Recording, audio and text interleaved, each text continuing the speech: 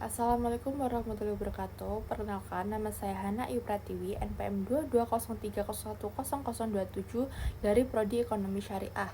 Saya di sini akan menjelaskan mengenai ujian komprehensif kefakultasan, yaitu tentang fikih muamalah dan bank LKS. Jadi, apa itu muamalah? Muamalah adalah seluruh bentuk interaksi, hubungan, dan aktivitas sosial ekonomi antara manusia dalam kehidupan sehari-hari, selama tidak bertentangan dengan prinsip syariah. Selanjutnya yaitu prinsip-prinsip dasar fikih muamalah. Yang pertama itu ada sukarela. Jadi muamalah itu dilakukan tanpa adanya paksaan. Yang kedua itu mendatangkan manfaat dan menghindari mudarat. Jadi semua transaksi itu harus memberikan kemaslahatan. Yang ketiga itu menjaga keadilan dan tidak merugikan. Jadi tidak boleh ada unsurnya aniaya, penipuan, atau eksploitasi.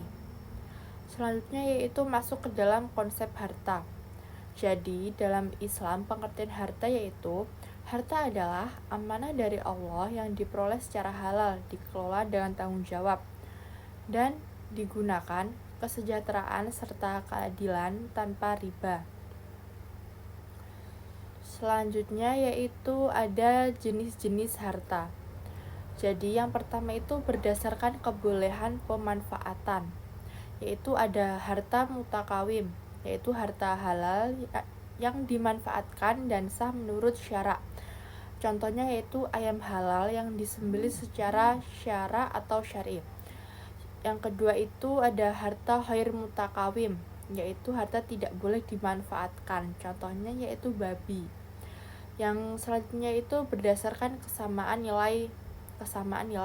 Jadi ada mal misli, yaitu harta ada kesetaraan di pasar dapat ditukar dengan yang sejenis. Contohnya yaitu beras bahan pokok. Selanjutnya itu ada mal kimi, tidak ada pengganti yang persis memiliki nilai unik. Contohnya itu barang antik ataupun lukisan. Selanjutnya itu berdasarkan cara penggunaan, itu ada mal istilah, yaitu habis sekali pakai. Contohnya itu makanan. Selanjutnya itu mal istimal, jadi bisa digunakan berkali-kali. Contohnya yaitu ada pakaian dan kebun. Selanjutnya itu berdasarkan perpindahan. Jadi ada mal makul, bisa dipindahkan. Contohnya itu kendaraan. Selanjutnya itu ghair al makul, jadi tidak bisa dipindahkan. Contohnya itu ada rumah dan sawah. Selanjutnya itu dalam bentuk harta, yaitu ada harta ain berupa fisik rumah kendaraan. Selanjutnya itu ada harta dain, yaitu piutang atau tanggung jawab. Selanjutnya itu berdasarkan keberadaan fisik. Jadi ada harta nafi berupa manfaatkan jasa. Selanjutnya itu dalam kepemilikan, seperti harta mamluk itu atau dimiliki, harta perseorangan, harta perkongsian milik bersama. Selanjutnya itu harta mubah, yaitu tidak dimiliki siapapun pada asalnya. Contohnya yaitu air, sungai, tumbuhan, hutan. Selanjutnya yaitu harta mahjur, yaitu tidak boleh dimiliki pribadi. Contohnya yaitu jalan raya, masjid, makam. Yang selanjutnya itu berdasarkan kemampuan, yaitu dibagi dapat dibagi, ya ada yang dapat dibagi, yaitu tidak rusak jika dibagi. Contohnya itu beras. Terus tidak dapat dibagi itu contohnya itu gelas. Selanjutnya itu harta pokok dan hasil. Harta pokok, induk atau sumber modal. Hasil, apa yang dihasilkan dari harta pokok, contohnya itu kerbau dan anaknya. Selanjutnya itu harta kas dan am. Ya, harta kas itu milik pribadi, sedangkan harta am milik umum.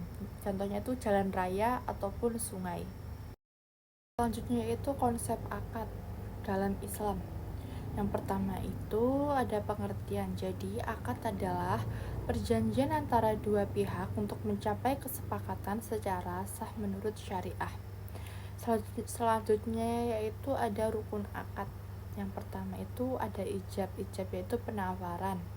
Yang kedua itu ada qabul yaitu penerimaan. Yang ketiga itu ada akidain, yaitu pihak yang berakad atau bank dan nasabah. Yang keempat itu ada objek akad. Jadi atau ada barang, jasa, uang yang disepakat. Yang kelima itu ada sikhat, ungkapan. Selanjutnya itu syarat akad. Jadi ada akal, balik, dan berakal. Yang kedua ridho tanpa paksaan. Yang ketiga tidak ada larangan. Yang keempat ada goror dan masyir. Selanjutnya itu ada objek akad jelas. Selanjutnya yaitu macam-macam akad. Yang pertama itu ada murabahah, yaitu jual beli dengan keuntungan diketahui. Yang kedua itu ada mudorobah, yaitu kerjasama modal dan pengelola bagi hasil. Yang ketiga ada musyarakah, yaitu kerjasama usaha dan kontribusi dua pihak. Yang keempat ada ijarah, yaitu sewa menyewa. Yang kelima ada istisna, yaitu pemesanan barang. Yang keenam itu salam, pembayaran di muka, barang diserahkan belakangan.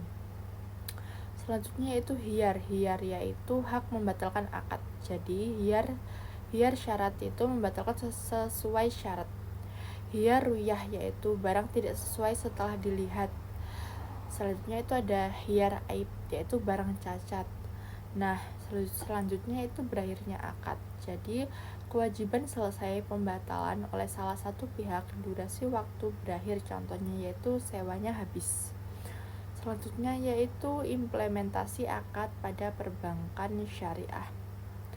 Jadi pinjaman bebas riba, pembiayaan penggunaan akad, murabahah, mudorobah, musyarakah. Investasi dengan akad bagi hasil, deposito menggunakan mudorobah. Semua transaksi bebas riba, goror, dan masyir. Selanjutnya yaitu ada konsep riba. Jadi riba adalah tambahan dalam transaksi yang tidak sesuai syariah karena mengandung ketidakadilan.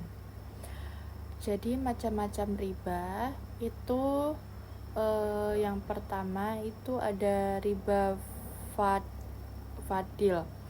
Jadi terjadi pada tukar menukar barang sejenis yang tidak seimbang. Contohnya yaitu emas dengan emas kualitas yang berbeda. Selanjutnya itu ada riba nasyiyah. Jadi riba nasyiyah adalah tambahan yang dikenakan karena penundaan pembayaran hutang. Dalam syariah riba ini haram karena memberikan keuntungan tanpa resiko, membebani pihak yang berhutang, menimbulkan ketidakadilan dalam transaksi. Contohnya yaitu denda keterlambatan yang membuat jumlah hutang bertambah. Selanjutnya yaitu ada konsep horor. Horor adalah ketidakpastian, ketidakjelasan atau spekulasi dalam akad. Jadi syariah itu melarang goror karena dapat menimbulkan yang pertama itu ada kerugian yang tidak terduga bagi salah satu pihak. Selanjutnya ketidakjelasan objek, harga, atau waktu. Contohnya yaitu membeli mystery box di marketplace karena isi barangnya tersebut itu tidak jelas. Selanjutnya itu ada konsep masyir. Jadi konsep masyir adalah perjudian atau aktivitas yang mengandalkan untungan, bukan usaha yang pasti. Masyir dilarang dalam Islam karena mengandung unsur mengambil harta orang lain secara tidak adil, menimbulkan kecanduan dan kerugian sosial. Tidak sesuai dengan prinsip kerja, usaha, dan keadilan. Contohnya yaitu taruhan, game berhadiah, uang yang bergantung pada keberuntungan. Selanjutnya yaitu bank dan lembaga keuangan syariah ataupun LKS. Jadi yang pertama itu ada prinsip-prinsip syariah keadilan. Prinsip-prinsip syariah yang pertama itu ada keadilan, yang kedua transparansi, ketiga itu larangan riba, yang keempat larangan goror, yang kelima larangan masyir, yang terakhir kehalalan usaha yang dibiayai. Jadi peran bank dan LKS yang pertama itu ada intermediasi keuangan. Jadi menyalurkan dana dari nasabah surplus ke yang membutuhkan. selanjutnya itu ada pembiayaan, yaitu modal usaha konsumtif halal. Selanjutnya yaitu manajemen resiko, yaitu berbasis bagi hasil dan akad yang jelas, bukan bunga. Selanjutnya itu produk dan layanan inti bank dan LKS. Jadi ada penghimpunan dana, tabungan wadiah, tabungan dan deposito mudorobah. Ada juga penyaluran dana atau pembiayaan. Ada juga murabahah atau ijaroh, terus musyarakah, terus istisna, terus ada juga jasa layanan, transfer, clearing, gadai syariah, ran, wakalah, kafalah, hawalah. Nah, jadi itu tadi penjelasan materi dari saya. Sekian penjelasan dari saya. Jika ada salah kata, saya mohon maaf. Saya akhiri. Wassalamualaikum warahmatullahi wabarakatuh.